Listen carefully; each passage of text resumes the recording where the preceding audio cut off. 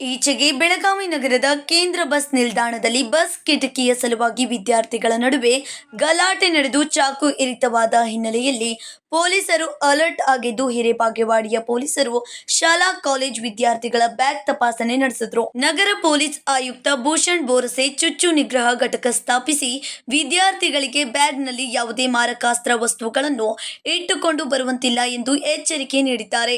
Belagavi police commissionerate ವ್ಯಾಪ್ತಿಯಲ್ಲಿ ಪ್ರತಿ police ಠಾಣೆಯಲ್ಲಿ ಒಂದೊಂದು ಚುಚ್ಚು ನಿಯಂತ್ರಣ ತಂಡ ರಚಿಸಲಾಗಿದೆ. ಈ ತಂಡದಲ್ಲಿ 6 ಸಿಬ್ಬಂದಿ ಇರಲಿದ್ದು, ಅವರು ಬಸ್ ನಿಲ್ದಾಣ, ರೈಲ್ವೆ ನಿಲ್ದಾಣ, ಮಾರುಕಟ್ಟೆ ಪ್ರದೇಶ, ಶಾಲೆ, ಕಾಲೇಜ್ ಸೇರಿ ಜನನಿಬಿಡ ಪ್ರದೇಶಗಳಲ್ಲಿ ಸಂಶಯಾಸ್ಪದವಾಗಿ ಓಡಾಡುವರನ್ನು ತಪಾಸಣೆ ನಡೆಸಲಿದ್ದಾರೆ. ಎಲ್ಲ ಊರಲ್ಲಿ ಹೋಗಿ ನಾವು ಈ ರೀತಿ ಒಂದು ಅವೇರ್ನೆಸ್ ಪ್ರೋಗ್ರಾಮ್ ಮಾಡಿರೋದಾಗಿತ್ತು. ಎಲ್ಲ ಸರ್ಚ್ ಮಾಡ್ತೀವಿ. ನಾವು ನಿಮ್ಮ ಕಡೆ ಯಾವುದೇ ರೀತಿ ಚಾಕು, ಆಮೇಲೆ ತಲವಾರ, ಲವಂಗ ಇರ್ತಾವಲ್ಲ, ಅವ್ನು ಯಾವಾಗಲೂ ತಗೋಬಾರ್ದು. ನಾವು ಯಾವ ಆಮೇಲೆ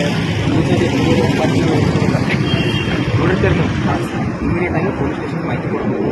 ಗೌರ್ಮೆಂಟ್ ಒಂದು ನಂಬರ್ ಐತಿ, ಫೋನ್ ಮಾಡ್ಬೋದು. ನಾವು ಬಂದಾದರೆ ಆ್ಯಕ್ಷನ್ ಮಾಡ್ತೀವಿ. ಈಗ ಬ್ಯಾಗ್ ಚೆಕ್ ಮಾಡಿರೋದ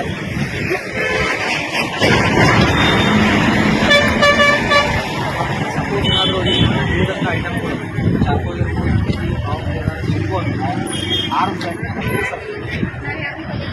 ಗೊತ್ತಿಲ್ಲ. ಬರ್ರಿ, ನೀವು ಬರ್ರಿ, ಈ ಕಡೆ ಬರ್ರಿ, ಈ ಕಡೆ ಬರ್ರಿ ನೀವು.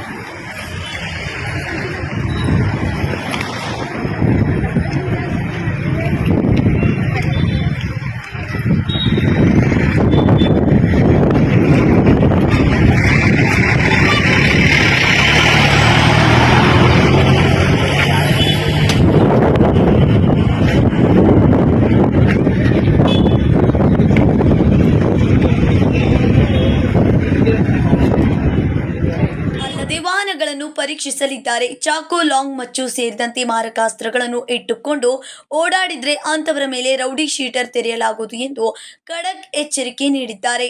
Vinod Kolkar, KMM Kannada news, Belagavi.